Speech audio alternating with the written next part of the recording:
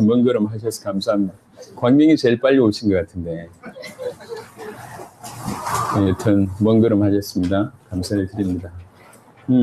이제 우리 창원 이전 예배를 자체적으로 드릴 시간은 없는 것 같습니다. 그래서 오늘 하고 내일 주일 예배를 통해서 이제 겸해서 창원 이전 예배도 이렇게 그렇게 드리도록 하겠습니다.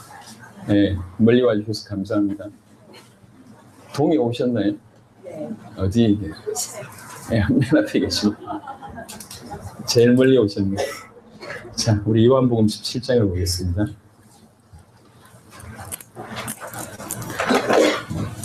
요한복음 17장 3절 보겠습니다.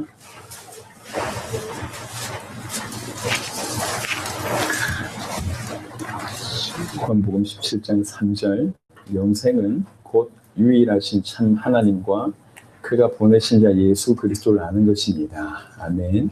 자, 이렇게 정의되어 있습니다. 제가 오랫도록 교회를 다녔는데 제 또 고향이 말산이고 말산에서 이제 고신청에서 이렇게 잘 훈련 받았습니다. 오랫동안 교회를 다녔는데 저한테 있었던 맹점 중에 하나가 뭐냐면 이제 뭐 모든 말씀이 사실은 성경 구절로 이루어졌기 때문에 성경 구절은 이래저래 들어본 적도 있고 읽어본 적도 있습니다. 근데 그 깊이라고 하는 부분에 대해서는 분명히 오랫동안 알았고 들었음에도 불구하고 깊이는 그렇게 깊어지지 않았다고 하는 것을 제가 늘 느낍니다. 그래서 오늘은 제가 많은 성경 구절도 좀 찾겠지만 사실 몇 구절 정도는 우리가 깊이 있게 한번 생각하고 또 묵상하고 또 깨달았으면 좋겠다는 생각이 듭니다. 예를 들면 요한복음 17장 3절만 보더라도 영생이 뭔지를 정의를 하고 있어요.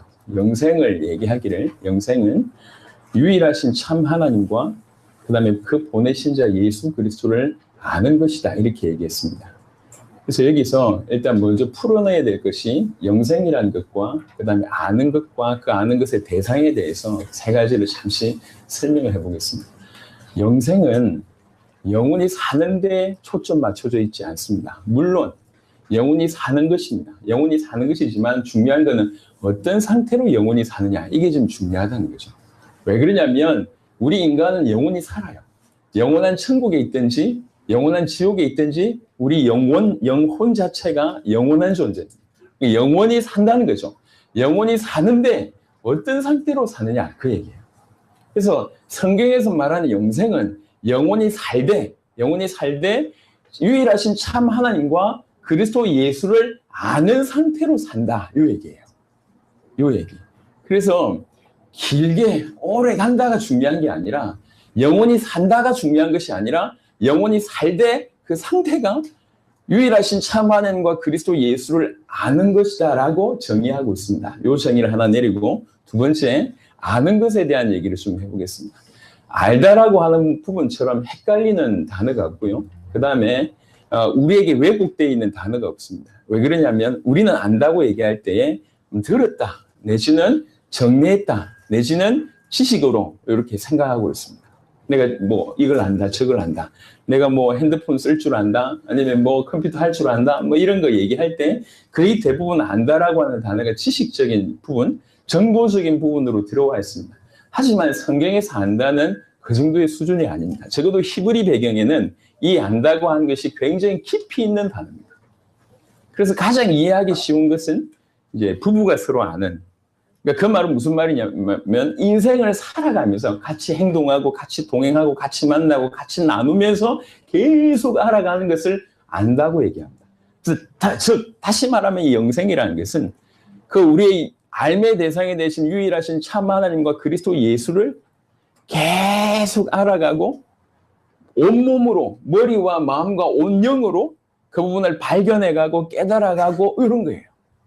제가 이제 제 와이프하고 벌써 이제 조금 있으면 20년째가 돼가고 있습니다. 오늘도 이제 제가 한 소리 들었어요.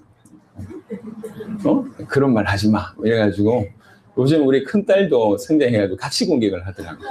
그래서 차 타고 오면서 같이 공격을 받았는데 제 말투 중에 아주 기분 나쁜 말투가 있대요.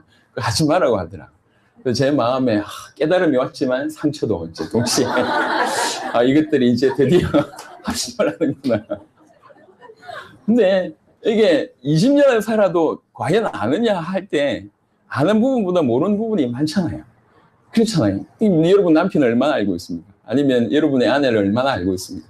계속 알아가는 과정이죠. 우리가 하나님을 안다고 하는 것은 알았으니까 끝난다 이게 아니라 우리의 대상이 되신 그분은 영원하시고 무한하신 분입니다. 측량할 수가 없어요. 계속 그분을 동행하고 그분을 발견해가고 그분과 같이 걸어가면서 그분을 깨달아가고 그분을 계속 알아가는 겁니다. 이 상태가 영생이라고 얘기를 하는 겁니다.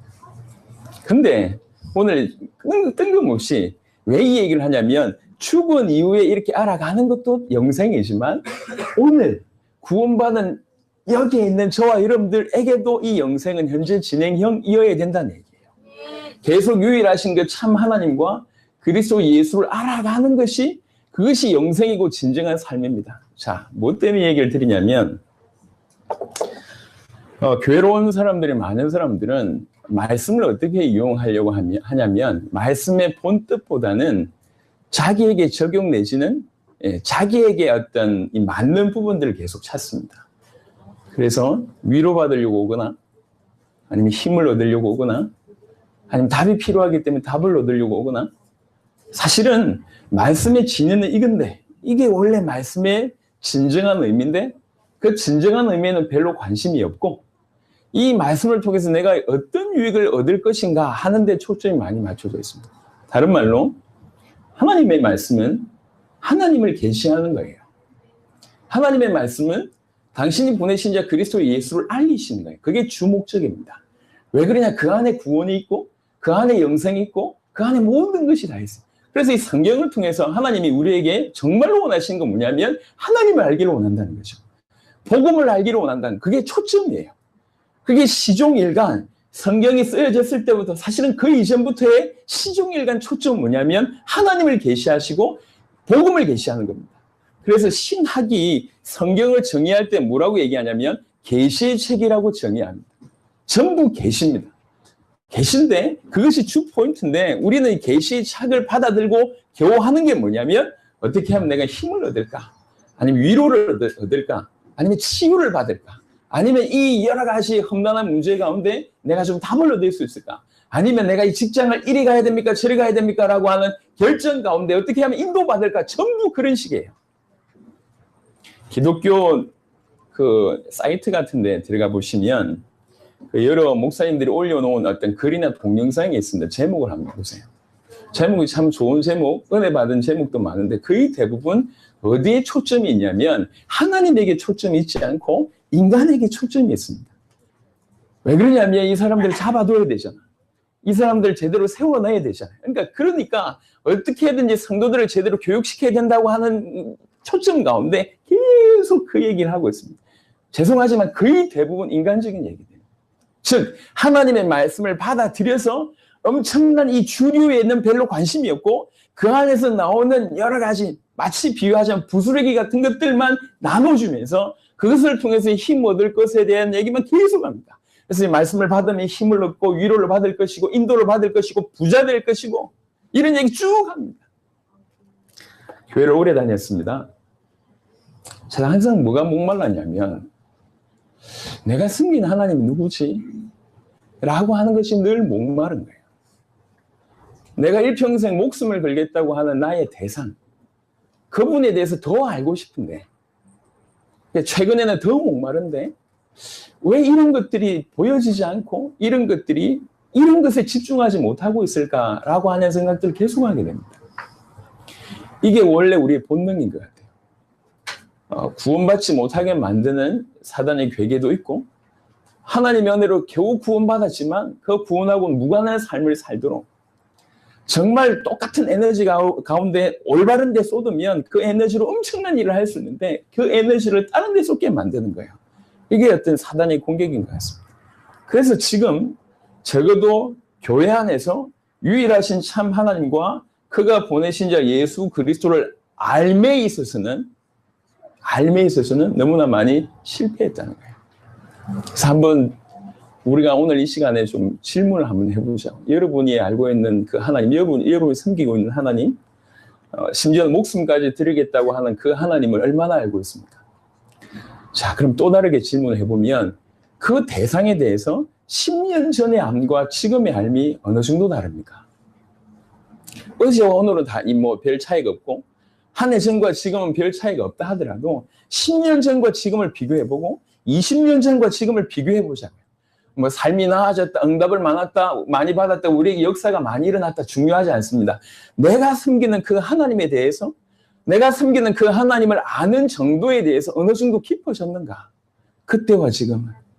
만약 그렇지 않다고 하면 우리는 영생과 약간 무관합니다. 구원받지 못했다 이 얘기가 아니고 성경에서 얘기했던 그 영생의 삶과는 상관이 없다.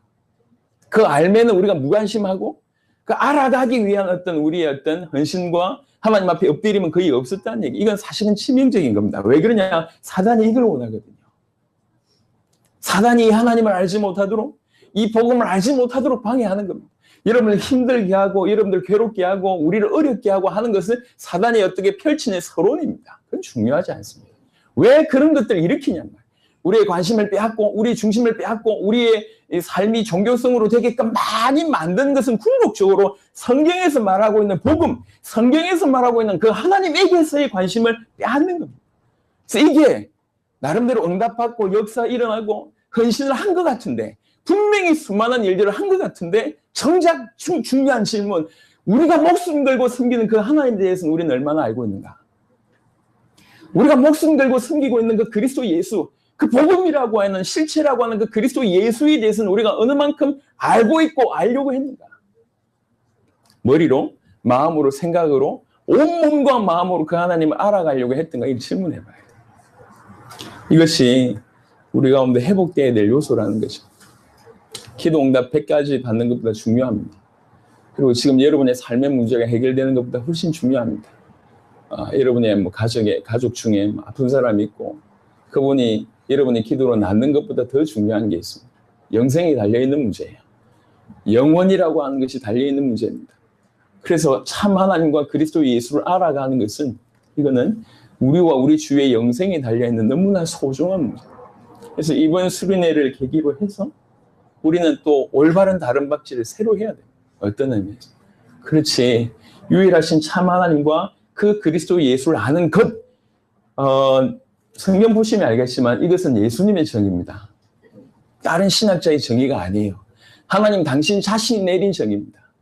하나님 당신 자신이 영생이 뭔지를 사도 바울이 풀어낸 게 아니고, 사도들이 풀어낸 게 아니에요. 예수님 당신 자신이, 하나님이신 그분이 영생을 정의 내리셨단 말이에요. 가장 정확한 겁니다. 굳이 얘기하자면 영생을 창조하신 분이, 만드신 분이 영생의 정의를 이렇게 내리셨어요. 그러면 이것이 가장 올바른 정의라는 거죠. 우리는 적어도 이런 영생을 누려야 됩니다. 이 땅에서도 이런 영생이 진행형이어야 되고, 영원한 천국 가서도 사실은 이런 삶을 사는 겁니다. 천국 가서 부활체의 몸을 입고 이렇게 늘 아름다운 거 보고 늘 찬양하고 늘 좋지만, 실제로 그 천국에서 해야 될 게 뭐냐면 유일하신 참 하나님과 그리스도 예수를 아는 것, 그것이라는 거예요. 그만큼 중요하고 우리 방향이 돼야 돼요. 그래서 오늘은 아주 근본적인 질문에 대한 얘기를, 신학을 조금이라도 하셨던 분이라면 한 번씩 들어보셨을 부분이지만, 또 성경을 여러 구절 읽으신 분들은 웬만큼 들어보셨을 거지만, 머리의 알미 아니라 조금 깊이 있게 우리 온몸으로 그분을 알아가는 그런 시작의 어떤 시간이었으면 좋겠습니다. 그래서 가장 하나님 누구신가라고 하는 질문을 던져놓고 요거 가지고 조금 하루 연중인 3시간 정도를 한번 고민을 해보고, 그 다음에 우리 좀 확장을 해보면서 오늘부터 시작해서 유일하신 참 하나님과 그가 보내신 자 예수 그리스도를 알아가는 그런 영생의 삶이 시작이 되었으면 좋겠습니다. 그래서 깊어진 은혜가 있기를 바랍니다. 제가 프린트물을 나눠드렸는데요. 참고하시고, 자, 하나님 누구신가? 어떤 분이신가? 요한복음 4장을 보겠습니다.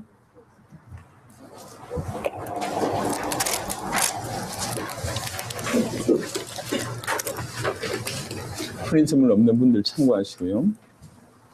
요한복음 4장 24절입니다. 요한복음 4장 24절.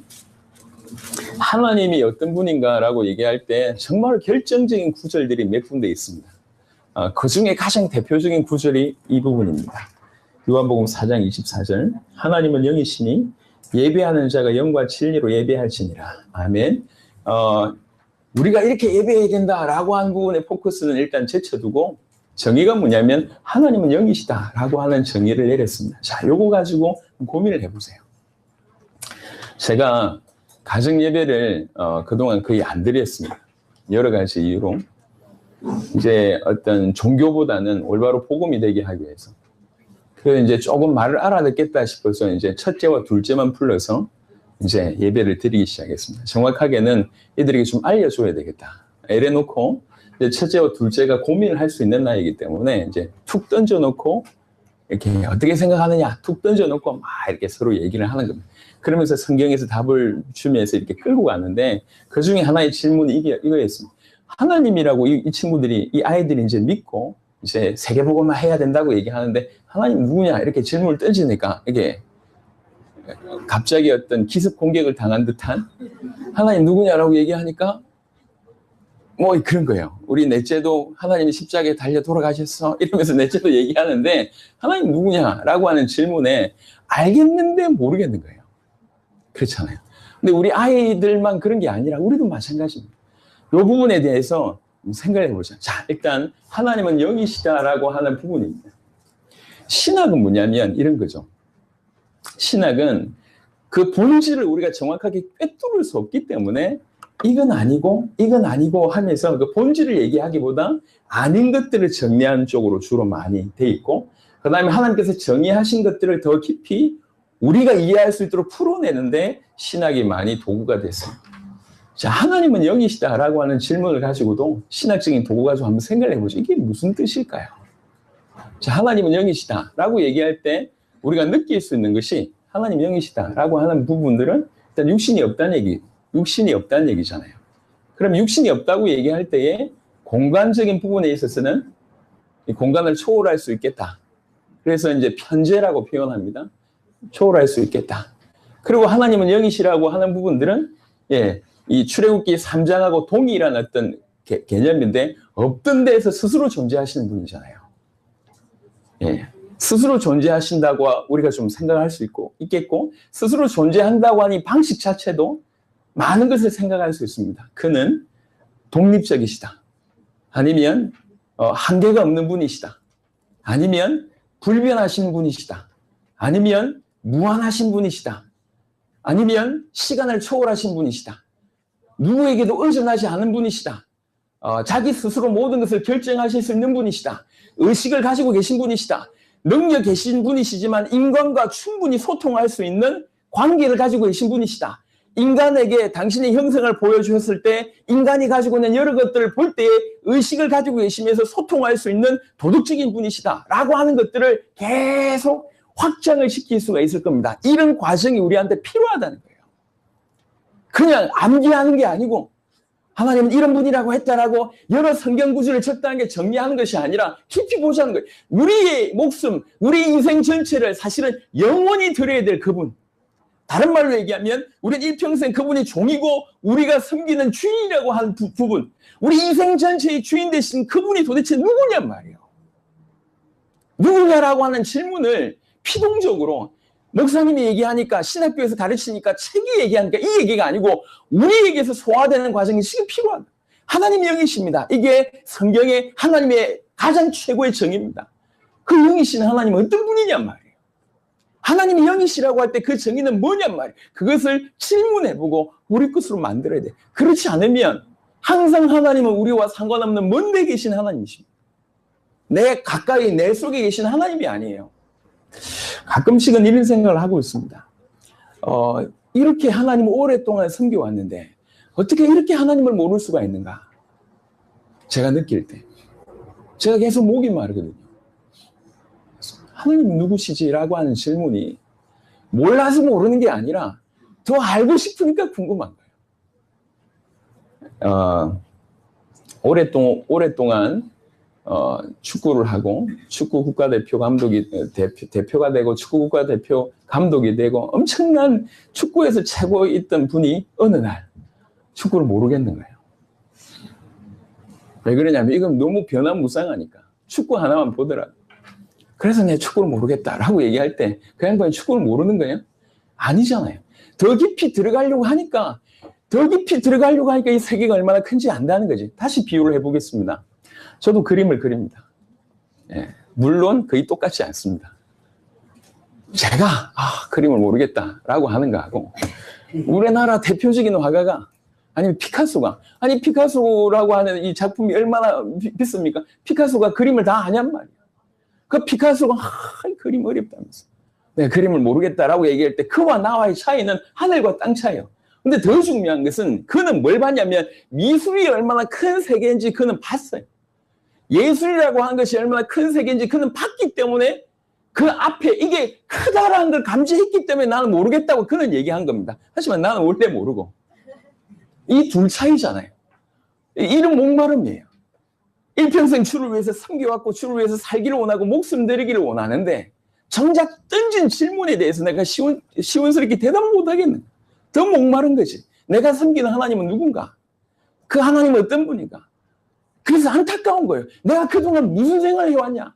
수십 년 세계복음만 한다고 뛰어왔지만 내가 해야 될 진정한 질문에 대해서는 내가 깊이 있게 고려하지 않았구나. 전부 내 삶에 하나님을 어떻게 하면 이용할까를 고민했지. 하나님 이만큼 왜 하면 되지 않습니까? 라고 스스로 자화자찬하고 위로해왔지. 정작 질문의 대상인 우리가 섬기는 그 대상에 대해서 내가 얼마나 질문해왔고 고민해왔고 알고 발부둥 쳐왔고 그분을 따라가면서 알아왔는가를 얘기할 때 이게 시작도 하는 듯한 느낌이 드는 거예요. 하나님 영이십니다. 오늘 이 부분부터 우리가 질문을 해봐야 돼요. 하나님은 영이시다. 그 말이 무슨 말인가? 그래서 정리를 몇 가지 한 게 있습니다. 하나님 영이시라고 하는 것은 스스로의 의식을 가지고 계신 자의식적인 존재고 스스로 모든 것을 결정한다고 하는 부분이 자기 결정적인 존재고 영이라고 하는 것이 그것의 의미를 담고 있는 걸 볼 때 어떤 무한한 아니면 영원한 아니면 불변한 아니면 편재한 이런 것들의 성질을 가지고 있을 수 있겠구나. 그렇구나라고 하는 것들이 이제 여러 가지 신학자들 더 앞서서 고민하는 사람들이 하나씩 정리를 해본 거예요. 사실 이것이 맞습니다. 근데 더 중요한 건 이것이 우리의 것이 되어야 된다. 하나님은 영이라고 얘기할 때, 영이신 하나님이라고 얘기할 때, 그 영이신 하나님이 우리와 교류하는 걸 볼 때 도덕적인 분이시구나, 독립적인 분이시구나, 불변하신 분이시구나, 영원하신 분이시구나 다 보일 수 있다고요. 그래서 잘 정리된 메시지가 아니라 오늘 제가 몇 구절을 드릴 건데 그 몇 구절을 깊이 있게 소화를 한번 해보시는 시간이 되었으면 좋겠고 그런 삶이 그런 신앙이 시작이 돼야 된단 말이에요. 영이신 하나님은 영이시구나. 이 하나로 사실은 깊이 들어갈 수 있습니다. 그래서 막연하게 우리 기도에 어쩌다가 응답하시는 대상 정도가 아니고 그런 하나님이 그런 무한하신 그런 영이신 하나님이 나를 상대한다는 것이 내가 한다는 하나님이 너무나 커 보일 때 달라져요. 제가 우리 유장로님하고 이제 그 어떤 신발 가게를 갔어요. 신발 가게를 갔는데 이분은 이름을 얘기를 못하겠고 나중에 또 우리와 같이 갈 수 있으니까 이분이 발명한 게 있어요.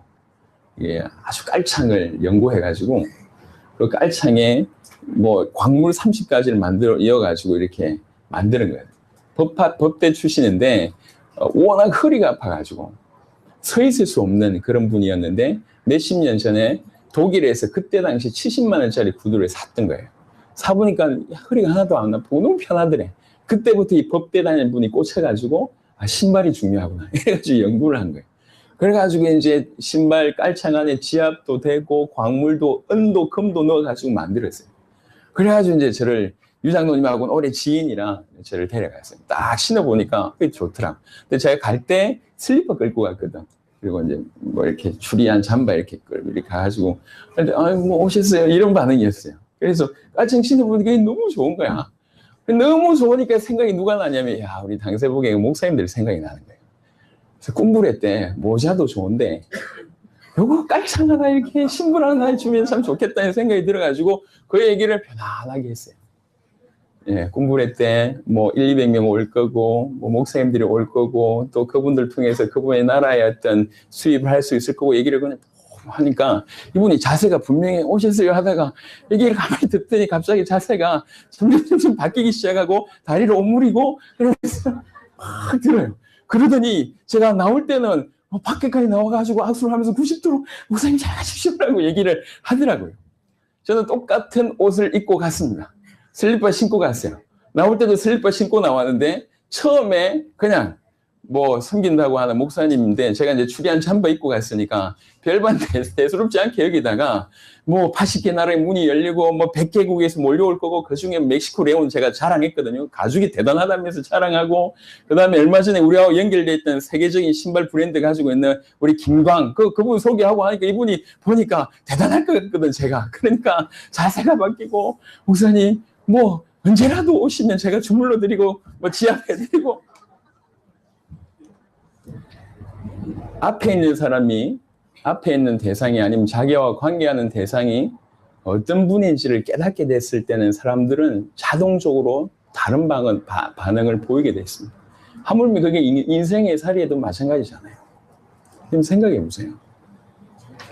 우리가 하나님을 위해서 왜 이렇게 우리 인생을 못 드리고 시간을 못 드리냐고 얘기할 때 많은 요인이 있지만 정말 큰 요인 중에 하나는 뭐냐면 그가 커 보이지 않기 때문에 그래요. 그가 얼마나 위대한지 보여지지 않기 때문에 그렇습니다. 그가 얼마나 높으신 분이며 우리와 얼마나 가까이 있는지를 느끼지 못하기 때문에 그런 하나님을 섬긴다고 하면서도 불구하고 이전의 생각과 모든 것을 가지고 있는 거예요. 안타까운. 그래서 사단이 응답도 주고 역사를 일으키기도 하고 헌신도 하게 하면서 그만 모르게 만들어. 하나님에게만 관심이 없고 복음에게만 관심이 없게 만들어. 그러니까 이 어마어마한 위대한 복음 속에 자 지푸라기 응답 몇 개 받아. 그래놓고 그냥 적당하게 살아. 이 얘기예요. 그게 너무 안타깝잖아요. 어떻게 구원받았다고 하는 사람들이 이토록 하나님을 모를 수가 있고 이토록 하나님에게 관심이 없을 수 있을까? 먹고 사는 것에 아예 짓눌려가지고 복음 안에 들어와 있으면서도 그 위대하신 하나님과 십자가와 부활의 어마어마한 능력을 이용해서 자기 자식 잘 되고 하는 일 잘 되고 아픈 거 해결되고 마음 아픈 거 위로받고 좀 힘을 넣는데 모든 걸 투자하게 만든 그 사단의 계획에게 다 넘어갔습니다. 전부 기복신앙입니다. 제가 볼 때 저주라고 생각합니다. 저주입니다. 그렇게 돼버렸어요. 우리가 바로 그런 어떤 그런 피해 자의 인생을 걸어왔다. 지금부터라도 이건 반짝 눈을 뜨셔야 돼요. 전 세계가 지금 이루고 있습니다. 전 세계가. 하나님은 영이십니다. 질문해 보세요. 그리고 답을 내려보세요. 내가 섬기는 그 하나님이 영이랍니다. 그 말이 의미하는 바가 뭔지 거기서부터 확정해 보세요. 그리고 조금 더 확장을 해보시면 그 하나님은 본질적으로 무한하시되 또 뭐라고 얘기냐면은 하나의 영이라고 얘기합니다. 신명기 4장을 한번 보겠습니다.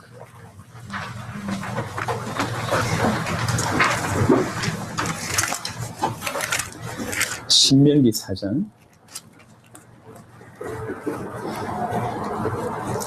35절입니다. 신명기 4장 35절 이것을 너에게 나타나시면 여호와는 하나님이시요 그 외에는 다른 신이 없음을 너에게 알게 하려 하십니다. 이 여호와라고 하는 명칭에 대해서는 다음 시간에 제가 말씀드리겠습니다. 이제 주중 설교 때 제가 한번 언급을 했지만 여호와라고 하는 명칭은 조금 이따 설명하고요. 그 여호와라고 이름하신 그 하나님은 유일하신 하나님이다. 다른 신이 없다라고 정의를 내리고 있습니다. 우리 하나님은 영이시면서 한 분이십니다. 하나의 영이시, 유일하신 분이십니다. 그래서 요 하나의 영이시다라고 하는 부분들은 또 삼위일체와 관계되기 때문에 그건 또 그 다음 시간에 얘기를 하겠습니다. 그래서 조금이라도 이번 시간을 통해서 하나님이라고 하는 부분들을 조금이라도 정리라고 하는 것은 좀 어렵겠지만 이런 분이구나라고 하는 부분들을 한번 우리가 깊이 있게 고민을 해보고 우리가 그동안 이 영생의 삶을 못 누렸구나라고 하는 깨달음이 있어야 되고 정말 이 유일하신 참 하나님과 그리스도 예수를 알아가는 그런 영생의 삶이 오늘부터 현재 진행이 되는 일이 벌어져야 됩니다. 그것이 중요합니다. 다른 어떤 것들보다 그런 삶은 참 하나님과 보내신 자 그리스도 예수를 알아가는 그런 삶이 우리 가운데 깊이 있어야 되겠습니다. 하나님은 성경이 묘사하는 그대로의 영이라고 하는 부분들에 대해서 조금 더 확장해서 진리와 생명과 빛과 사랑이라고 표현합니다. 이건 왜 그러냐면 그 하나님의 영이신 그 영이신 하나님의 형상대로 우리가 지음을 받았는데 우리 안에 이런 부분들이 일정 부분 속해 있잖아요. 그런 부분에 있어서 하나님은 돌이켜 다시 영이신 그 하나님을 볼 때 빛이시며 사랑이시며 진리이시면서 생명인데 이것에 절대 순수함을 가지고 있다는 거죠. 이것을 훼손하는 이런 신적인 본성을 훼손하는 그 어떤 것의 침범도 허용하지 아니하시는 분이십니다. 순수한 진리, 순수한 빛이며 순수한 생명이며 순수한 사랑으로서 하나님은 하나의 영이십니다. 그게 성경의 정의입니다. 또 하나님이 존재의 근거를 그 자신 안에 가지고 계십니다. 그래서 창조주라고 얘기합니다. 이게 피조물과의 차이입니다. 피조물은 존재의 근거에 100% 의지할 수밖에 없는 존재, 그게 피조물입니다. 그냥 창조되었다라고 하는 데서 끝이지 않고 그 창조자가 존재의 근거이기 때문에 그 근거에 일평생 기대해야지 생명을 얻을 수 있는 겁니다. 그게 피조물이라고 하면 하나님은 창조주십니다. 다른 말로 그 누구에게도 의지할 필요가 없는 절대적인 그런 필연적인 존재라고 하는 겁니다. 그 존재의 근거를 그 자신 안에 가지고 계시다는 겁니다. 사실은 이게 지금까지 다뤘던 이게 하나님은 어떤 분이냐라고 얘기할 때 본질의 부분에 속하는 부분. 하나님 이런 분이다라고 얘기할 때 그 본질적인 측면에서 이 정도 얘기를 좀 드리고 그래서 조금 더 나아가는 것이 이제 속성이라고 하는 부분인데요. 뭐 신학적인 용어는 관계 안 하셔도 됩니다. 그냥 질문해 보자. 히브리 13장을 한번 보겠습니다.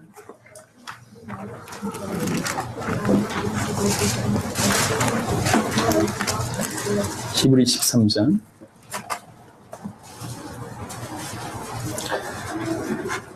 이 또한 굉장히 중요한 구절인데요. 히브리 13장 8절입니다.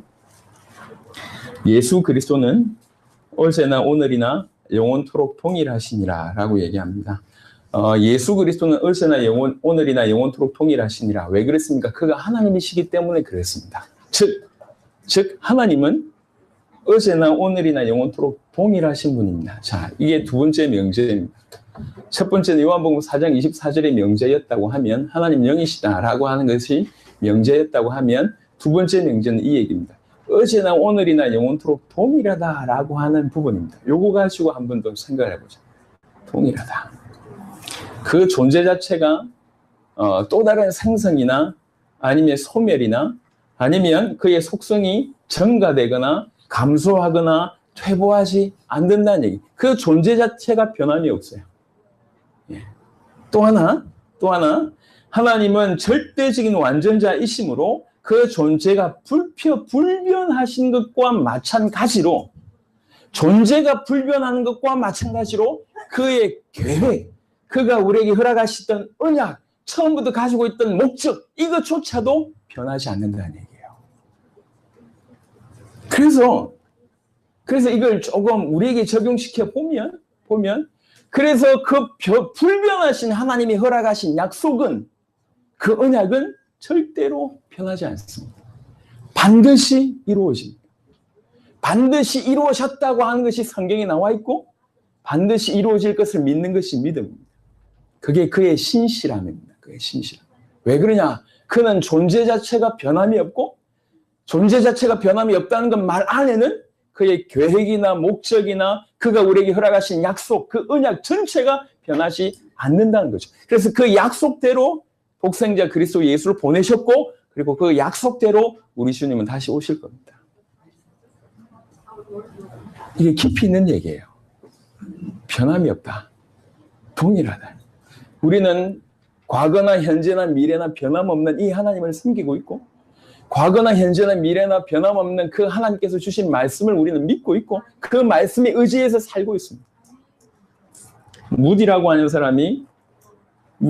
사람한테 그 얘기를 했다고 합니다. 어떤 아이가 질문했는지 모르겠지만 얘기합니다.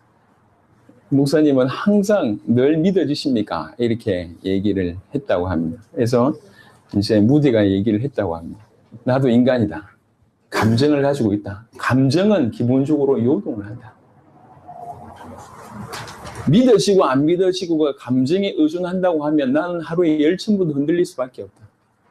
하지만 감정에 의존하는 것이 아니라 신실하신 말씀에 의존해서 이 말씀이 그렇다고 하니까 나는 믿는 것이다. 감정은 하루에 10,000번 또 바뀔 수가 있습니다. 믿는 것 같다가도 안 믿는 것 같고, 정말 뛰어난 신앙이 있는 것 같다가도 그렇지 않을 수도 있고. 우리 어제 최 목사님한테 그 얘기를 들었는데 중국에 갔다가 어떤 조순종 목사님이 운전을 했다고 합니다. 조순종 목사님 운전인데 중국 운전이 보통 아니잖아요. 누구 끼어드니까 뭐라고 했다고요, 목사님? 뭐 입에 담을 수 없는 욕을 하면서 저걸 뭐 어떻게 해서 죽여야 된다 뭐 이런 얘기 막 그래놓고 갑자기 자기 옆에 누가 앉아있는지 의식을 한 거예요. 이분이 죄송합니다 이러면서. 근데 여러분 그럴 때가 없어요? 저는 그럴 때가 좀 있거든요. 목숨 갈린 운전에 저렇게 함부로 하면 이래가지고 툭툭 나옵니다. 그렇지 않아요? 그럴 때는 분명히 나는 하나님의 사람이 아닌 것 같아요. 근데 어디로 교회 오고 있는 중이라. 그래놓고 이제 교회 와서 하나님 살아계신다 이렇게 얘기할 때 분명히 감정은 요동합니다. 그죠? 감정이 요동할 뿐만 아니라 모자란 게 많아요. 그리고 감정뿐만 아니라 우리 상태도 마찬가지입니다. 우리 상태도 온전하지 못하단 말이에요. 어떤 때 보니까 잘 믿는 것 같고 어떤 때는 전혀 그렇지 않은 것 같아요. 하지만 그게 중요한 게 아니라는 거죠. 변함없는 그 하나님의 말씀에 그렇게 약속하셨기 때문에 그걸 믿는 겁니다. 아멘. 우리는 주님이 다시 오신다고 믿습니다. 아멘. 그리고 초대교회 사도들에게 얘기했던 것처럼 너희 살아있을 때 내가 오겠다고 얘기했던 사도들이 그렇게 믿었던 것처럼 우리가 지금 오늘 이 시대에 그렇게 믿는 것이 올바르다고 믿습니다. 영원토록 동일하신 그 하나님이 사도에게 메시지 주실 때나 우리에게 메시지 주실 때나 그분에게는 동일한 현재입니다. 과거나 현재나 미래가 우리 입장에서는 과거, 현재, 미래지만 하나님께는 늘 현재예요. 현재. 그 현재이신 그분이 그 사도에게 하셨던 듯이 우리에게도 하셨다는 거예요. 우리 살아있을 때 영광스러운 주님의 재림하실 때 너희들 중에 그것을 볼 자들도 있을 것이라고 얘기했던 그 말씀을 믿습니다. 그래서 그 말씀 때문에 지금 뛰고 있고 정말 잘한 것도 아닌 것 같은데 이걸 믿었다고 해야 될지 모르겠지만 정말 조금의 믿음을 드린 것 같은데 하나님께서 이 크지 않은 교회를 통해서 지금 만 7년 만에 80개국에서 제자가 세워지고 그 제자를 통해서 그 나라가 사는 일이 벌어졌습니다. 그게 역사에 없는 일이에요. 제가 볼 때. 제가 제 자신을 볼 때도 그 다음 우리 교회의 수준을 볼 때도 과연 이 일이 합당하냐 물어보면 안 합당해요. 합당하지 않다니까. 제 수준이 어떤 수준인지 뭐 누구보다도 우리 와이프가 알고 우리 딸이 알고 있어요. 예. 제가 화장실에 들어갔다 오면 우리 아들과 우리 딸들은 화장실에 안 들어갑니다. 예. 냄새가 너무 많이 난다고 안 들어가요. 제 수준이 어떤 수준인지 다 알고 있어요. 예. 제가 어떻게 행동하는지 다 알고 있어요. 높은 수준이 아니에요. 입도 저렴해가지고 지나갈 때 오뎅 절대로 지나치지 못하고 이런 일이에요. 저는 지금도 붕어빵이 맛있습니다. 뭐 없어요. 수준으로 볼 때. 여러분들도 마찬가지잖아. 우리 복음 가득한 교회 식구들 중에 대단한 사업하시는 분도 없고 어떤 제가 이렇게 기도해 줬던 분 중에 한 분이 사시 합격을 했어요. 그래 뭐 감사해야 되잖아. 한번 와가지고 복학교는 뭐 합격한 사람 한 사람도 없고 그렇게 고시원 이렇게 고시촌의 사역을 오래 해놓고 왜 합격한 사람도 한 명도 없냐면서. 근데 사법고시뿐만 아니라 다 없어. 뭐 행정고시 다 없어. 합격한 사람이 없어. 심지어 공부했던 분들이 다 떨어졌어요. 삼성 다니다가도 나와가지고 공부했다가 또 떨어졌어. 다 떨어졌어 지금. 갑자기 왜 이 말을 하는지 모르겠네. 떨어진 분들 저 뒤에 지금 앉아있거든.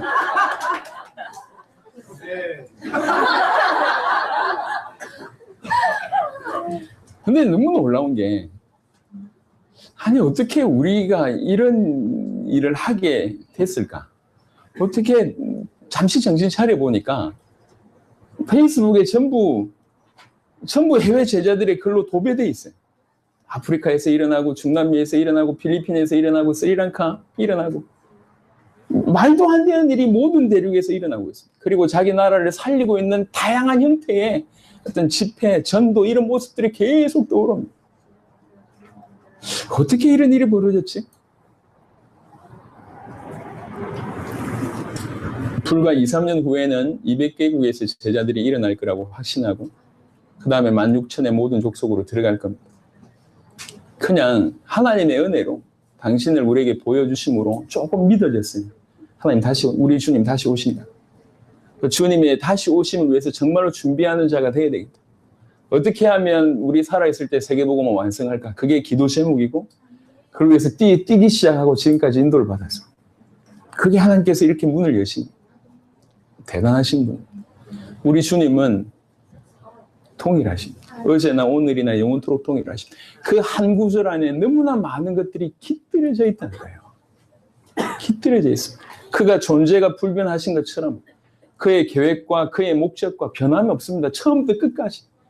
그의 계획과 그의 목적과 그가 우리에게 던지신 그 모든 말씀이 그때나 지금이나 변함없이 줄기차게 당신은 인간의 역사 가운데서 그 일을 계속 이루어 나가고 계십니다. 네. 우리가 섬기고 계신 하나님은 그런 하나님. 그렇게 신실하신 변함없는 하나님이십니다. 그 인자와 긍휼과 공의로움이 영원히 불변하시고 그의 정서 또한 일정하시다고까지 우리가 조금 확장해서 생각할 수가 있습니다. 그리고 하나님은 영이시다. 그리고 나서 하나님은 동일하시다라고 하는 부분을 좀 연결하면 하나님은 시간을 초월하시는 영원성을 가지고 계시다고 하는 부분인데, 아까 제가 말씀드렸듯이 이것은 그냥 시간을 무한히 연장한다고 하는 개념보다는 시간 자체를 초월한다라고 하는 개념으로 이해하시면 될 겁니다. 그래서 우리에게는 과거, 현재, 미래가 따로 파악되지만 그에게서 모든 시간은 항상 현재입니다. 항상 현재로 존재합니다. 베드로후서 3장 8절에 그에게는 하루가 천년 같고 천년이 하루 같다고 얘기합니다. 항상 현재로 존재하십니다. 우리의 섬기는 하나님은 그런 분이십니다. 또 시간적인 제한뿐만 아니라 공간적인 제한 또한 마찬가지입니다. 모든 부분에 임재하시되 전부로 임재하십니다. 무슨 말이냐면 공간이 워낙 넓으니까 여기는 팔가 있고 저기는 다리가 있고 이게 아니라 모든 곳에 전체로 임재하십니다. 이게 비밀이에요. 모든 시간에 계시면서 모든 시간을 초월하신 것과 마찬가지로 모든 공간에 계시면서 그 공간을 초월하십니다. 이거는 우리 인간의 머리로 이해될 수 없지만 그렇습니다. 그 모든 공간에 또 존재하시되 전부로 존재하십니다. 부분이 아니에요. 그걸 편재라고 표현합니다.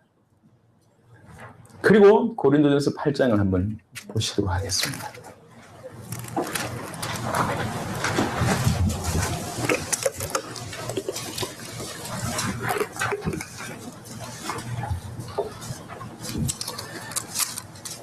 고린도전서 8장 6절에 보시면 아주 중요한 구절입니다. 8장 6절에 그러나 우리에게는 한 하나님 곧 아버지가 계시니 만물이 그에게서 났고 우리도 그를 위하여 있고 또한 한 주 예수 그리스도께서 계시니 만물이 그로 말미암고 우리도 그로 말미암아 있느니라. 아멘. 이 구절을 통해서 창조주와 피조물의 관계, 그 다음에 그리스도와 아버지 하나님의 관계가 그냥 이 한 구절을 통해서 다 녹아 있습니다. 우리 하나님께서 우리 하나님으로 모든 것이 그분에게서 나오고 그분을 통하여 그분께로 돌아간다. 뭐 정의할 수 있습니다. 모든 만물이 그에게서 나오고 결국 그를 통해서 결국 그에게로 돌아간다. 이게 성경에 나와 있는 만물과 하나님과의 관계성이라고 설명할 수가 있겠습니다. 모든 존재의 근거며 하나님은 절대자로서 모든 면에서 무한함을 가지고 계시다라고 이해할 수가 있다는 거죠. 신학적으로 어려운 용어 써가지고 뭐 어려운 말 이게 아니라 조금 그냥 우리가 섬기는 하나님이 어떤 분인지 얘기를 들어보자는 거예요. 우리가 섬기는 하나님에 대해서 성경은 뭐라고 하고 있는가. 그런데 이런 많은 말을 하고 있는데 이 많은 말들이 귀에 들리지 않을까. 이걸 깊이를 모르는 거예요. 우리 아이들은 뭐 이렇게 셋째나 넷째 아이들은 이제 말을 하지만 깊이를 잘 몰라요. 깊이를 잘 모르니까 그냥 뭐 너무 대수롭지 않게 얘기해. 아빠 쿠바가? 나도 데려가. 그냥 너무 간단하게 얘기를 해요. 무슨 말인지 몰라요. 그리고 내가 가서 뭘 하는지 몰라. 자기는 그냥 쿠바 가서 뭐 이렇게 자기 좋아하는 사람들이 많고 그 쿠바에 자기 아버지 있거든. 양아버지 하비에르라고 너무 잘 놀아주는 분이 계세요. 그러니까 거기 가서 자기가 놀고 싶다는 거예요. 너무 당연하게. 그러니까 이 아이가 아빠가 세계복음 하고 있다라고 얘기할 때 이 아이가 알겠냐고요. 우리 아이 눈에는 저는 그냥 여행자입니다. 여행자. 아빠 오늘도 숙소 가? 이렇게 물어보고 넷째는 아직도 숙소를 발을 못해서 숲속으로 가야 된다고 계속 얘기합니다. 아빠 오늘도 숲속 가? 어떤 숲속이야? 이렇게 계속 얘기해요. 모릅니다. 쟤네들은 계속 들었지만 한 번도 그게 뭔지 생각해 본 적도 없고 생각해도 아직 몰라요. 아빠가 당대 세계복음 하는 게 뭔지, 세계 돌아다니면서 제자를 세운 게 어떤 의미인지, 그 제자를 통해서 무슨 일이 일어나고 있는지 몰라요. 심지어는 같이 다니면서도 몰라. 이해되시나요? 같이 다니고 있어요. 저하고 계속 같이 다닙니다.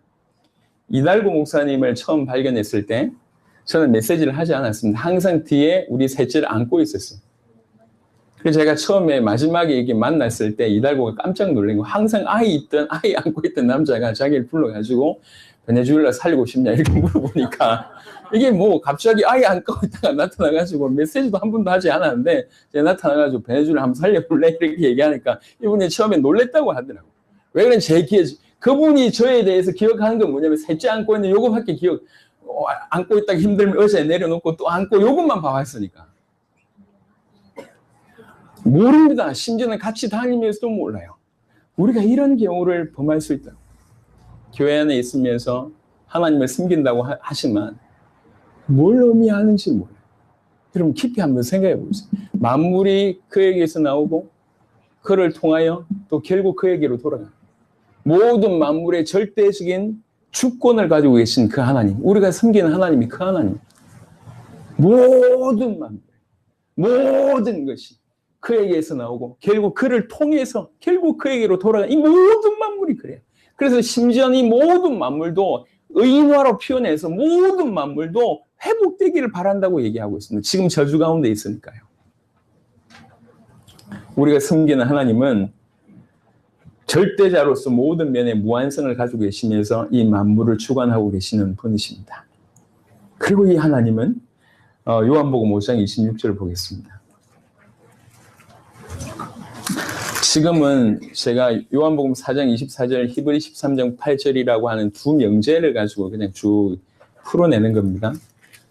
그 외에 여러분들이 또 살펴보시면서 하나님을 발견하시길 바랍니다. 요한복음 5장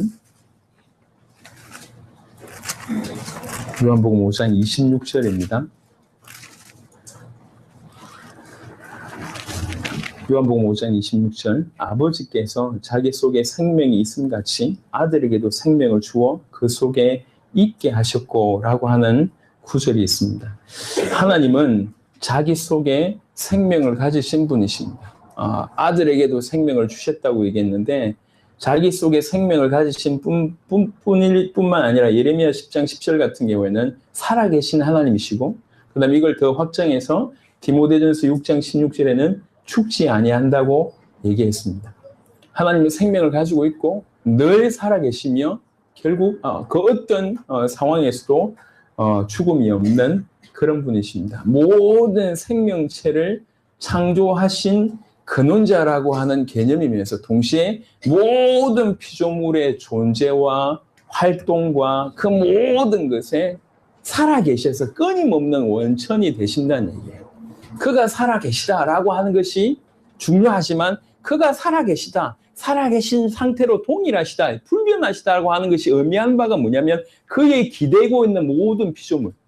그분을 통해서 나왔고 그분으로 말미암아 나왔고 그분을 통해서 결국 그분에게 돌아가고 있는 그 모든 피조물이 그와 관계하면서 그와 기대고 있는데 이 존재가 늘 살아계시기 때문에 피조물의 모든 존재와 활동의 모든 것의 근원, 근거, 모든 것의 무한한 근원이 된다라고 하는 의미로 우리가 이해할 수 있다는 거예요. 생명을 가지고 계시며 사시면서 죽지 아니하신 그분은 우리와 관계하신 분이고 피조물과 관계하신 분이고 특별히 당신의 자녀이신 우리와 관계하셔서 우리 모든 존재와 모든 활동에 끊임없는 멈추지 아니하는 무한한 원천이 되신다라고 하는 것으로 이해할 수 있습니다. 이런 상태가 불변하다는 거예요. 변하지 않고 이렇게 계속 활동하신다는 겁니다.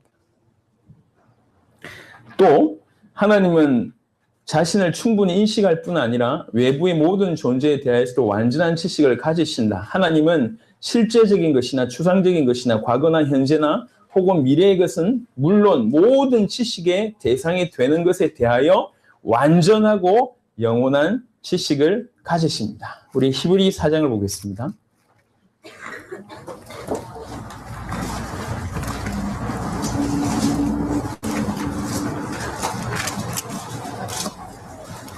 히브리 4장 13절. 히브리 4장 13절. 지으신 것이 하나도 그 앞에 나타나지 않음이 없고 우리의 결산을 받으실 이의 눈앞에 만물이 벌거벗은 것 같이 드러나느니라. 아멘. 그 만물이 벌거벗은 것 같이 드러납니다. 모든 것에 대해서, 모든 만물에 대해서 완전하고 영원한 추상적인 것, 실제적인 것, 뭐 과거, 현재, 미래, 뭐 어떤 부분에 대해서도 완전하고도 영원한 그런 참 지식을 가지고 계신 분이 우리 하나님이십니다. 우리는 지금 우리가 섬기고 있는 우리의 주인이신 그분을 지금 조금씩 알아가는 시작을 하고 있는 겁니다. 우리가 섬기는 분은 이런 분이십니다. 그리고 하나님은 절대 선의 존재이십니다. 절대 선의 존재라고 하는 것이 의미하는 바가 뭐냐면 우리와 비교해서 의미하는 바는 우리는 그런 존재가 못 되거든요. 그래서 절대 선이시기 때문에 인간이 그 앞에 섰을 때 죽을 수밖에 없고 또 그런 위압감, 너무 높으신 분이기 때문에 그런 걸 느낄 수밖에 없습니다. 이게 출애굽기 3장의 모세가 하나님 앞에 섰을 때 나와지는 모습이에요. 이게 왜 그렇습니까? 그분이 워낙 두렵다라고 하는 개념보다 너무나 깨끗하고 오류가 없고 절대 선이시기 때문에 절대 빛이시기 때문에 그렇습니다. 시간이 없어서 다음 구절에 이렇게 정리했는데요. 하나님은 모든 선의 근원이다. 창조주이신 하나님이 피조물을 관대함과 친절함으로 대하심을 자선이라고 하고 이성적 피조물에 대한 하나님의 선을 사랑이라고 한다. 멸망받을 수밖에 없었으나 구원의 대상이 된 성도에 대한 하나님의 선이 은혜이고 피조물들이 죄로 인하여 고난받는 상태에 대한 하나님의 동정심을 반영하는 것이 긍휼이다. 이런 몇 가지 이 단어가 있는데 이 몇 가지 단어를 제가 그냥 짧게 얘기한 것은 포커스는 뭐냐면 하나님은 절대 선이다라고 하는 것을 얘기하기 위한 겁니다. 그 절대 선에 나타나는 다양한 양상이 우리에게는 긍휼로, 은혜로, 뭐 자선으로, 사랑의 형태로 뭐 달리 해석될지 모르겠지만 그 모든 근원은 하나님이 절대 선이기 때문에 그렇다는 거예요. 하나님은 모든 피조물에 일어날 일들을 계획하고 지도하시되 자기의 기쁘신 뜻에 따라 이루어 나가시는 주권적인 의지와 주권적인 능력을 가지고 계신다. 다른 말로 그가 주권을 가지고 계시다. 주인의 권세, 그 주권을 가지고 계시다. 그 말입니다. 시간이 없어서 요까지만 하고 일단 이번 시간을 마무리했으면 좋겠습니다. 하나님은 의지에 있어서 뿐만 아니라 그 집행에 있어서도 절대적인 능력을 소유하시는데 이걸 가지고 전능이라고 얘기합니다. 그래서 만물 전체의 주권을 가지신 그분은 전능하신 분이십니다. 전능하신 분이시기 때문에 만물 전체의 주권을 가지고 계십니다. 죄의 정의 중에 하나는 자기를 위해서 사는 것이라고 얘기할 수 있지만 죄의 정의 중에 하나는 뭐냐면 내 인생의 주권을 하나님에게서 빼앗는 거예요. 이게 죄입니다. 내 인생의 주권은 우리에게 있지 않고 그에게 있습니다. 우리의 모든 인생의 주인이 그분이시고 그 주권 자체를 그분이 가지고 계십니다. 죄라고 하는 건 뭐냐면 이거를 거역하는 거고 내 인생의 주인은 나야 라고 하는 것이 죄입니다. 죄. 그래서 하나님의 주권을 내 인생에 있어서 하나님의 주권을 뺏어서 자기가 주인 되려고 하는 모든 삶이 죄라고 볼 수가 있습니다. 죄의 또 다른 측면이죠. 그런 의미로 볼 때 지금 우리는 여전히 구원받았음에도 불구하고 죄인의 행세를 하고 있습니다. 매 순간 하나님의 절대 주권을 인정하지 못하는 거예요. 내 인생의 모든 만물에 있어서 그가 주권을 가지고 계심을 내가 인정하지 못하고 있기 때문에 여전히 우리가 우리의 계획을 세우고 우리가 우리 나름대로 인도받으려고 발버둥 치는 겁니다. 하나님께서는 창조와 보존, 통치, 선택과 유기, 그리스도의 고난, 성경 구절을 넣어놓은 것은 여러분이 찾아보라는 얘기입니다. 중생, 성화, 성도의 고난, 사람의 생명과 운명뿐 아니라 모든 생명체의 움직임까지도 주권적 의지 속에 포함시키며 이것의 집행에 있어서도 한치의 오차도 없다. 가장 대표적인 것 중에 하나가 뭐냐면 마태복음 10장에 보면 참새 2마리에 대한 비유입니다. 예수님이 실제로 얘기했습니다. 들풀을 얘기하시고 참새 얘기하면서 하나님 허락하지 않으면 저것도 떨어지지 아니한다. 모든 만물에 하나님의 모든 주권을 가지고 계시되 의지를 가지고 실제로 그것을 능력도 있을 뿐만 아니라 집행에 있어서 한치의 오차도 없이 하신다. 요즘은 예전에 생각지도 못했지만 요즘에 과학이 발달하고 있으면서 그 과학을 통해서 무슨 일이 있는지를 보면서 전능이라고 하는 개념이 우리가 조금 달라지고 있는 것 같습니다. 예를 들면 그 옆에 있는 C나라 같은 경우에는 C라고 하는 나라에는 CCTV 이런 것들이 굉장히 발달되어 있어요. 그래서 안면 인식되고 걸음걸이 인식이 돼서 50m 앞에서도 누구인지를 알 수 있대요. 그게 전국에 뿌려져 있습니다. 컴퓨터 가지고 중국의 그 10m 되는 인구를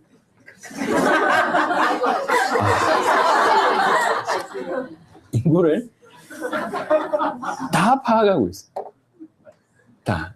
뛰어난 컴퓨터 하나도 그걸 해내고 있어요. 그래서 우리 선교사님들이 지금 많이 쫓겨나고 있는데 그 C에서 쫓겨나고 있는데 쫓겨나고 있는 것도 뭐 하는지 다 알고 있다는 거예요. 뭘 하는지. 대단하죠. 예전에 상상치도 못했던 일입니다. 어떤 분이 이렇게 얘기합니다. 어떻게 하나님이 이 사람 인생도 다 돌보시고 저 사람 인생도 돌보시고 그러면서 수십억을 다 돌보실 수 있냐라고 그것도 신학자가 그런 발언을 했어요. 기가 막히죠. 도대체 그는 어떤 하나님을 믿는지 모르겠습니다. 뛰어난 컴퓨터 한 대만도 못한 하나님을 믿는다는 얘기잖아요. 우리 주님은 전능하시되 주권을 가지시고 계시고 계획을 가지고 계시고 시행할 능력을 충분히 가지고 계시고 집행하는데도 한치 오차도 없습니다. 그래서 한치 오차도 없다는 것의 가장 대표적인 케이스가 예언과 성취라고 하는 케이스입니다.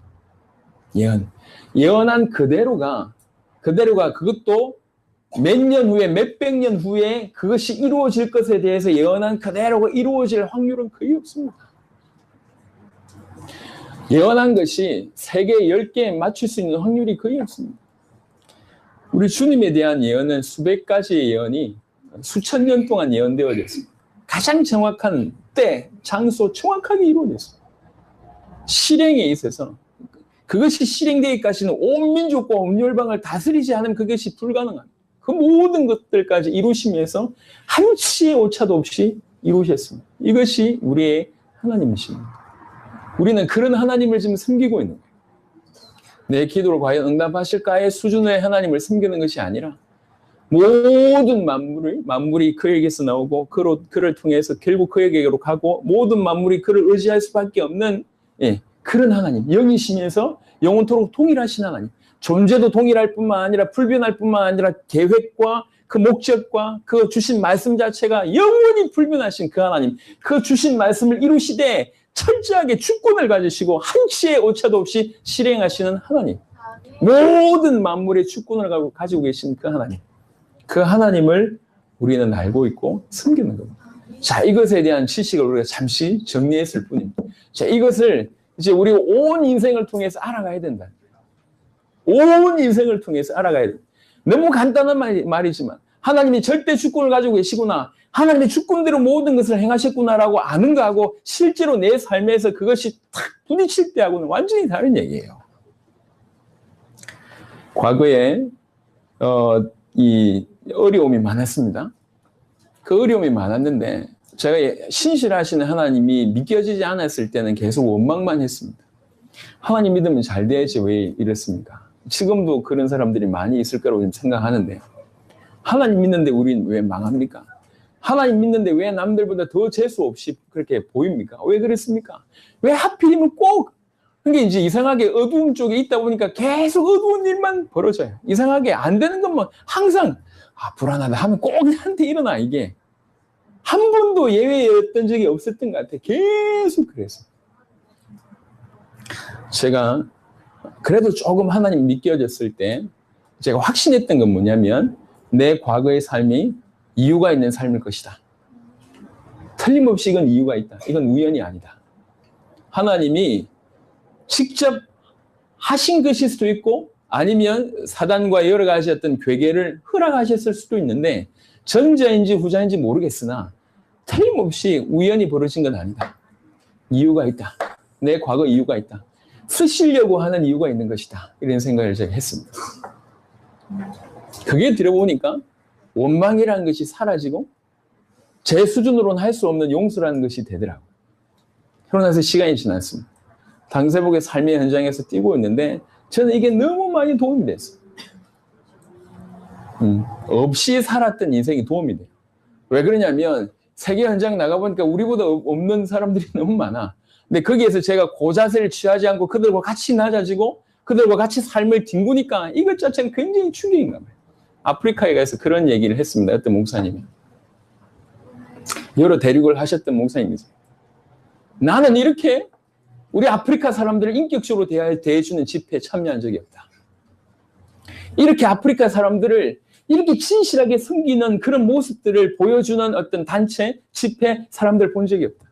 이분들은 정말 우리를 섬긴다. 이렇게 얘기하면서 별 섬긴 게 없어요. 딴 거하고 똑같이 했어요. 별 섬긴 게 없다고. 그냥 다른 데에서 똑같이 했는데 그게 이들에겐 충격이었던 모양이에요. 아니 집에서 옛날부터 먹을 게 없었어요. 조금 신랄하게 얘기하고 싶은데 뒤에 아버지가 앉아 계셔가지고 신랄하게 자꾸 얘기를 못 하겠고 자꾸 돌려서 얘기하는데 신랄하게 내가 요즘 얘기하고 싶은데 그래서 우리끼리 막 해먹었다고. 우리끼리. 그게 또 이제 바탕이 돼가지고 제가 고기 잘 굽잖아요. 저 어디 가든지 고기 굽고 제가 이게 파션 이런 게 잘하거든. 손 쫙쫙 해가지고 어릴 때 다 터득한 거 그게 다 도움이 돼요. 여러분들은 어떤 하나님을 알고 계십니까? 여러분 하나님을 알아야지 여러분 인생에 답이 나옵니다. 여러분 실패한 인생이 아니라 이유 있는 인생이었고 하나님이 허락하셨던 인생입니다. 그게 하나님을 통과할 때 이게 이해가 된다. 내 인생이 왜 이랬는지 내가 왜 이렇게 아팠는지 왜 이랬는지 그 하나님이라고 하는 그 거울을 통과할 때 프리즘을 통과할 때 하나님이 어떤 분이신지 진실로 알 때 내 인생에 답이 나오고 이게 이해가 돼요. 이게 오히려 전화회복이 되고 하나님의 크신 일을 위해서 큰 도구가 된단 말이에요. 합리화라는 얘기가 아니고 하나님 앞에 모든 삶의 배경에 하나님 계시구나. 하나님이 계시구나라고 깨달아질 때 이해가 되기 시작한 많은 것들이 있습니다. 예전에 하나님이 보이지 않았을 때 사람이 너무 미운 사람들이 많았습니다. 하지만 어느 날 정신 차려보니까 하나님이 계시고 또 그 배경에 사단의 어떤 괴계가 보이니까 저도 피해자고 나도 피해자구나. 저 사람도 하나님의 사람이고 나도 하나님의 사람이구나. 이것들이 정리되기 시작하니까 다른 자잘한 것들 물론 인간적인 감정 때문에 수시로 넘어지지만 넘어설 수 있더라고. 아무것도 아니구나 이게. 일평생 사람 원망하면서 결국 자기 자신을 다치게 만들다가 마무리 짓잖아요. 왜 그런 줄 아십니까? 하나님이 안 보여서 그래요. 왜 교회 다니면서 그렇게 답답하고 힘든 줄 아십니까? 하나님이 안 보여서 그래요. 하나님이 얼마나 크신 분인지 몰라서 그래요. 그 크신 하나님이 우리와 무슨 관계가 있는지 몰라서 그래요. 그래서 전부 다른 데서 답을 얻으려고 합니다. 38년 된 병자가 자기 나름대로 확실하게 생각했던 답은 뭐냐면 저 물이 움직일 때 빨리 제일 먼저 들어가는 그것만이 유일한 답이라고 생각한 거예요. 병 낫는 유일한 답은 뭐냐? 천사들이 와서 저 물을 움직일 때 제일 빨리 들어가면 난다 하니까 그것만이라고 답이라고 생각해요. 심지어 예수님이 옆에 오셔서 자기와 대화하고 있음에도 불구하고 여전히 이게 답이라고 생각하니까 그 예수님께 한 부탁이 뭐냐? 주님, 저 물이 움직일 때 나를 제일 먼저 데려다 주십시오 라고 예수님께 그 부탁을 합니다. 정말 말도 안 되는 얘기 아닌가요? 정말 말도 안 되는 얘기. 눈앞에 와 있고 자기하고 대화하고 있는 그 하나님을 몰라도 이렇게 모르니, 그래서 결국 자기 생각한 방법대로 주님을 이용하는 그런 어리석은 자가 됐단 말이에요. 지금도 마찬가지예요. 우리와 관계하신 그 하나님 누군지 모르니까 말도 안 되는 억지를 부리면서 응답 안 해준다면서 힘들어하고 답답해하고 방황해하고 자기 인생의 답은 얻지 못하고 교회 안에 왔을 때는 좀 괜찮은 것 같이 보이지만 실제로 삶의 현장에는 자기의 과거의 모습들 아니면 여전히 내재되어 있는 여러 가지 엉어리들, 한들, 상처들 이런 것들 짬뽕돼 있고 끊임없이 공격해 있는 사단이 계속 넘어지는 겁니다. 언제까지 자존감 낮게 그리 사실랍니까? 언제까지 하나님의 이름 앞에 서서 답을 얻지 못하고 방황하며 사실랍니까? 딴 게 문제가 아닌 거예요. 좀 더 노력해라 아닙니다. 내가 내려놔야 됩니까? 아닙니다. 뭘 내려놓습니까? 한두 번 판단을 해보시라고 여러분이 작심삼일을 한두 번 경험해봤냔 말이에요. 내려놓는다고 되는 일이 아니에요. 버린다고 버려지는 게 아니에요. 잊는다고 잊어버리는 게 아니라니까. 하나님 앞에 섰을 때 그게 해결이 돼요. 하나님 앞에 서보면 그게 이해가 돼요. 이게 인생의 답이라고 하는 것이 하나님 앞에 섰을 때, 그 하나님이 발견되어졌을 때 우리 인생의 모든 과거가 이유 있는 인생이라는 걸 알게 되고 사람을 원망하고 사건을 원망하고 과거에 매여 있는 인생이 미래를 보게 된단 말이에요. 모든 것은 하나님 앞에 가야 됩니다. 하나님 앞에 설 때 가능합니다. 하나님을 아는데 게을리하는 인생을 여기서 종지부를 찍어야 됩니다. 영생이라고 하는 것의 정의는, 영생은 유일하신 참 하나님과 그가 보내신 자를 아는 겁니다. 머리가 아니고 온 인생을 통해서 아는 것. 그 상태로 영원히 사는 것. 이게 영생이에요. 그 영생은 지금도 진행형이어야 됩니다. 지금부터 우리 모든 삶에, 그렇지, 당기심 중요한 것이 아니구나. 성경 전체, 하나님 말씀 전체의 원리 진리가 그 하나님, 그 보내신 자 그리스도 예수, 삼위일체이신 그 하나님을 아는 것, 그렇게 알아가는 것, 그렇게 누려가는 것, 온몸으로 그와 연합해가는 것, 깨달아가는 것, 그것입니다. 그것일 때 우리 인생의 답이 나옵니다. 다른 것들은 싹 다 정리됩니다. 상처에 사로잡혀 있거나 아니면 과거에 사로잡혀 있거나 아니면 여전히 겨우 지푸라기 응답을 받으려고 하는 인생들을 종지부를 찍으시기 바랍니다. 중요하지 않습니다. 하나님을 알 때 진실로 영생의 삶을 살게 됩니다. 첫 시간은 크게 두 가지 명제를 가지고 했습니다. 하나님 영이시다. 하나님 영이시다. 그리고 하나님은 어제나 오늘이나 영원토록 동일하시다. 이 두 가지 명제를 가지고 조금 확장을 해본 겁니다. 계속 확장을 시켜보시고 머리로 가슴으로 인생으로 여러분이 하나님 알아가시길 바랍니다. 얼마나 행복한지 모릅니다. 얼마나 가슴에 이렇게 은혜가 되는지 몰라요. 잠을 자다가 잠시 눈을 떴을 때, 화장실에 가야 된다든지, 애가 뒤척인다든지 눈을 떴을 때 그 짧은 시간에도 하나님만으로 행복할 수 있는 그런 삶이어야 합니다. 그런 은혜가 여러분 가운데 있기를 예수 그리스도 이름 축원합니다. 살아계신 주님 감사합니다.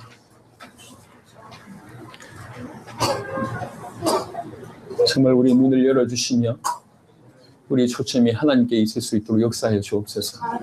유일하신 참 하나님과 그가 보내신 자 예수 그리스도를 온몸과 인생으로 알아가는 그런 영생의 삶이 지금부터 시작될 수 있도록 이 현재에도 그것이 이루어질 수 있도록 역사하여 주옵소서.